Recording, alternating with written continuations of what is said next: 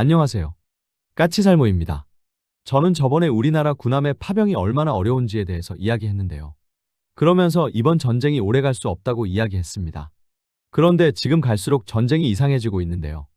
지금 미 해병대 병력이 이란 쪽으로 이동하고 있고, 트럼프는 48시간 내에 호르무즈 해협을 열지 않으면 이란의 발전소를 폭격하겠다고 하고 있고, 그리고 이란에 대한 작전 규모를 축소할 거라는 이야기를 하면서 전쟁의 장기화에도 대비하는 모습을 보이고 있는데요.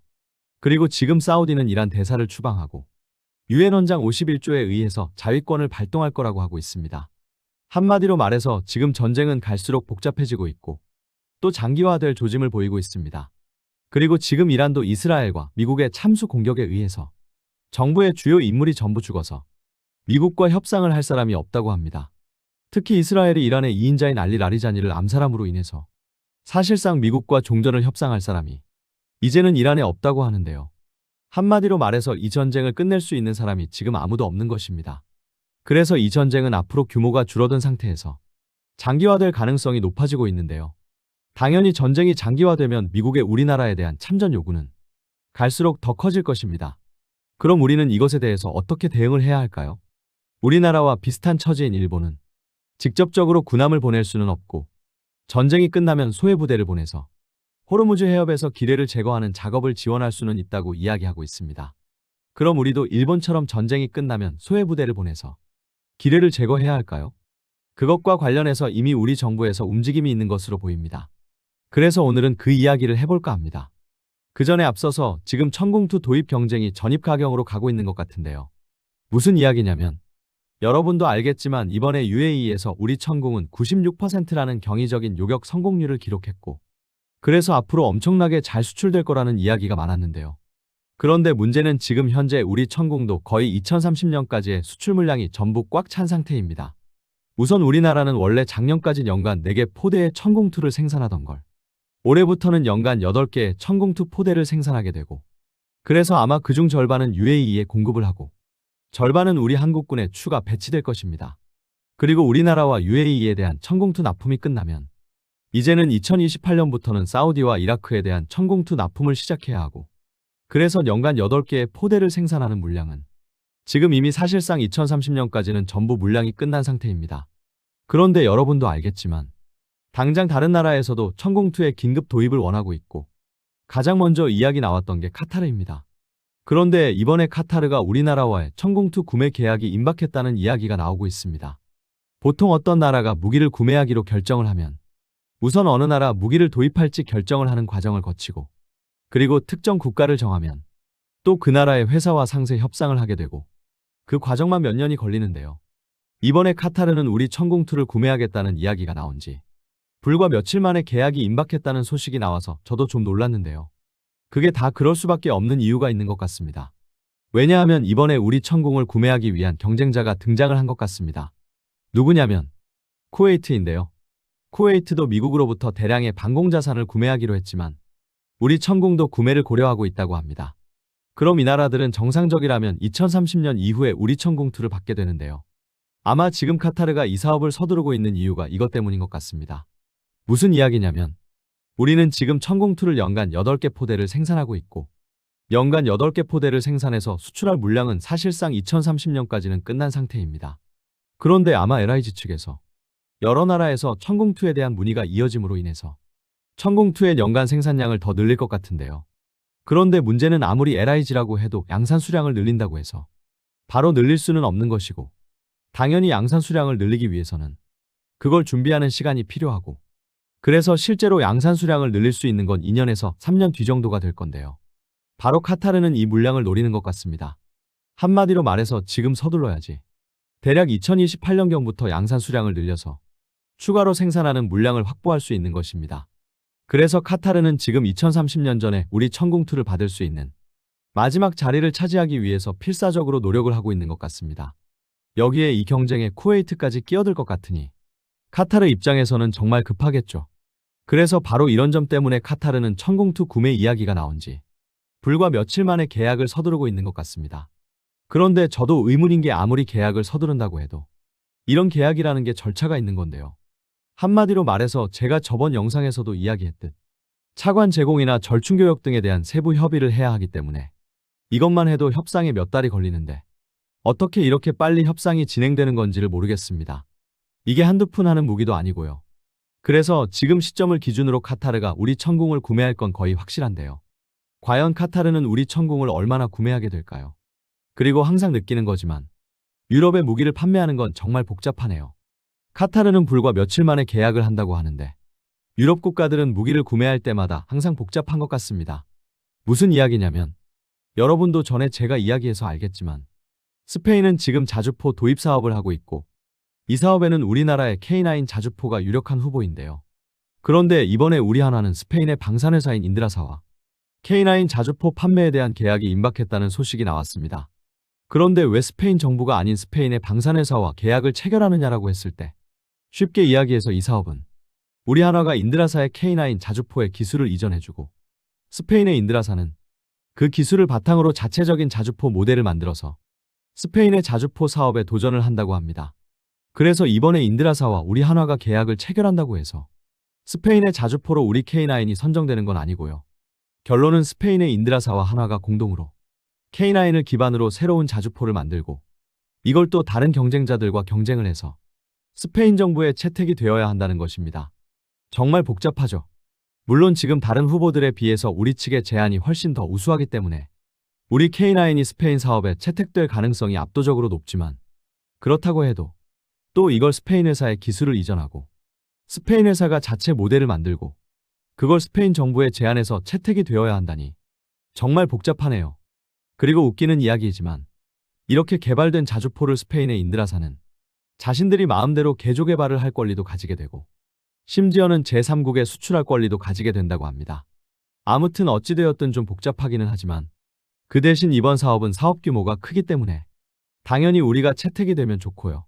웃기는 건 스페인 정부가 이 사업을 통해서 도입하는 자주포가 궤도형이 128대이고 차륜형이 86대라고 하는데요.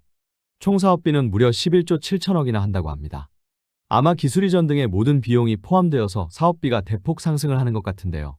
결론은 사업이 복잡해지고 요구하는 게 많으니까 총 사업비만 눈덩이처럼 커지는 것 같은데 이러니 들이는 돈에 비해서 충분하게 국방력이 강화되지 못하는 게 아닌가 하는 생각도 드네요. 그럼 다시 이란 전쟁에 파병하는 문제에 대해서 이야기해 보도록 하겠습니다. 트럼프는 지금 우리나라와 일본에게 직접적으로 호르무즈 해협을 사용하는 수혜국이므로 군함을 보내서 우리 스스로가 호르무즈 해협의 안전을 답보하라고 하고 있는데요. 이건 어렵다는 건 제가 누차 이야기했습니다. 그러나 그렇다고 우리가 이 전쟁을 나 몰라라 할 수는 없고 우리도 무언가 행동을 취해야 하는데요. 그런데 제가 이번에 이성찬님의 블로그에서 그리스의 패트리어트 부대가 사우디에서 첫 실전을 치루었다는 소식을 듣게 되었습니다. 그리스 국방장관에 따르면 그리스 군인들이 패트리어트 체계를 처음으로 실전에 사용했다고 하는데요. 이번에 그리스의 패트리어트가 사우디의 석유정제 시설로 날아오는 이란의 탄도미사일 2발을 요격하는데 성공을 했다고 합니다. 그런데 왜 그리스군이 사우디에 가 있는 걸까요? 이번 이란 전쟁으로 인해서 급하게 그리스가 사우디를 돕기 위해서 파병을 한 걸까요? 그건 아닙니다. 그리스군은 이미 2021년부터 사우디와 주둔지 협정을 체결하고 사우디에 파견되어 있었던 상태라고 합니다. 왜 그리스의 패트리어트 포대를 사우디에 파병을 했느냐라고 했을 때 여러분도 알겠지만 물론 사우디군도 패트리어트 포대를 가지고 있고 그리고 지금은 사드 포대까지 도입을 하고 있지만 문제는 사우디는 오래전부터 예멘 반군과 실전을 치르고 있고 그래서 지속적으로 예멘 반군이 보내는 미사일과 드론에 의해서 요격미사일을 소모하고 있습니다.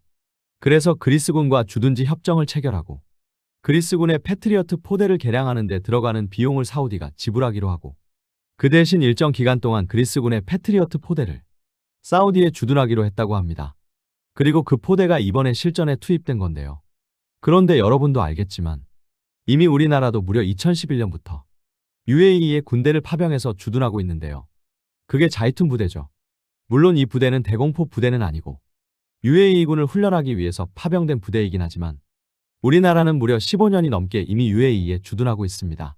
그리고 특히 우리나라는 UAE와 상호 동반자 관계를 형성하고 있고 상호 동반자 관계라는 건 동맹국의 바로 아랫단계 수준의 관계로 한마디로 말해서 UAE는 우리나라의 준 동맹국이라고 할 수 있습니다. 그래서 우리나라와 UAE 간에는 일종의 준 상호방위 협정도 맺고 있는데요. 동맹국들은 보통 상대국이 침략받으면 무조건 참전한다는 그런 동맹 협정을 체결하는데요. 우리는 만일 UAE가 적의 공격을 받게 되면 적극적으로 지원한다는 협정을 체결하고 있습니다. 그래서 이번 전쟁에서 엄청나게 큰 피해를 입고 있는 UAE를 적극적으로 지원할 의무가 우리에게는 있습니다. 더욱이 여러분도 알겠지만 우리는 UAE와 무려 650억 달러에 달하는 사업에 협력하기로 했고, 그래서 지금 우리나라는 UAE와 공동으로 KF-21 블록3와 그리고 LSM-2 등을 개발하게 거의 확실한 상태입니다.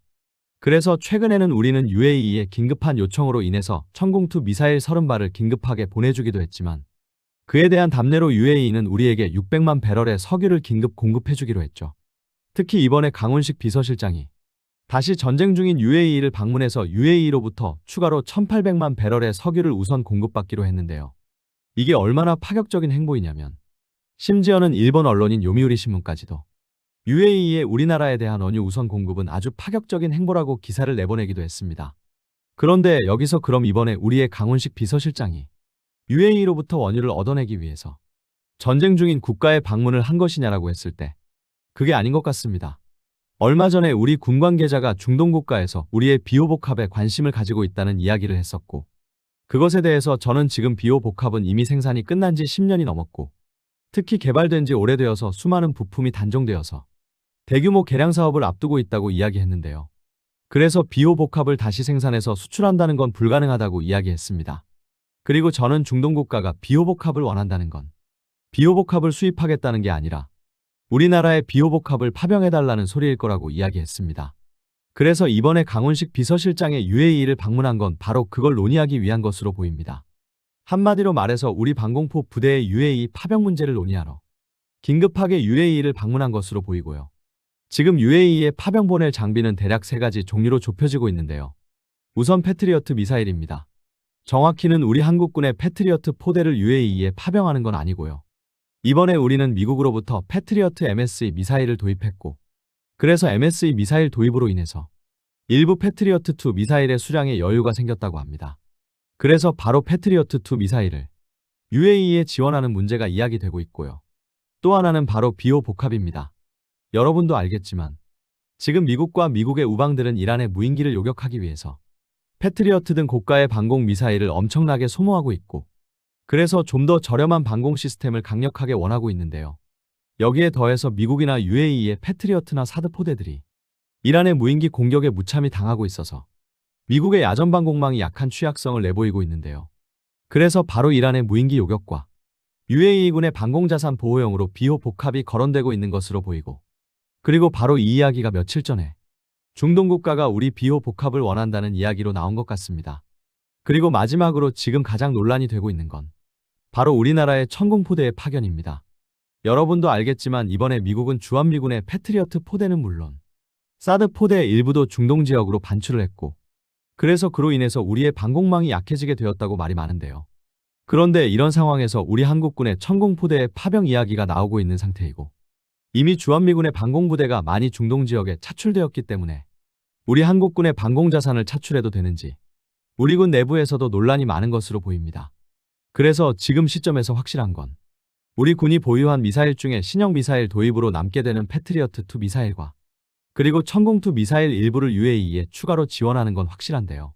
우리 방공포 부대를 직접 UAE에 파병을 할지는 아직은 결정이 안 된 것으로 보이고, 만일 파병을 한다면 비호복합만 보낼 것인지 아니면 천궁2 포대도 보낼 것인지도 지금 논란이 되고 있는 것으로 보입니다.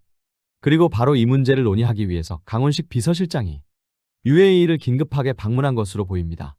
지금 분명한 건 미국의 우리나라에 대한 파병 요구는 갈수록 심해질 것이고, 그렇다고 이런 미국의 요구를 우리가 무조건 무시할 수도 없는 게 사실입니다. 그래서 우리는 지금 사실상 거의 불가능한 호르무즈 해협에 대한 군함 파견이 아닌 좀 우회적인 방법으로 우리의 우방인 미국도 지원하고 우리의 준 우방이라고 할 수 있는 UAE도 지원할 수 있는 방안을 논의 중이고, 그게 바로 우리의 방공포 부대의 파병이라고 할 수 있습니다.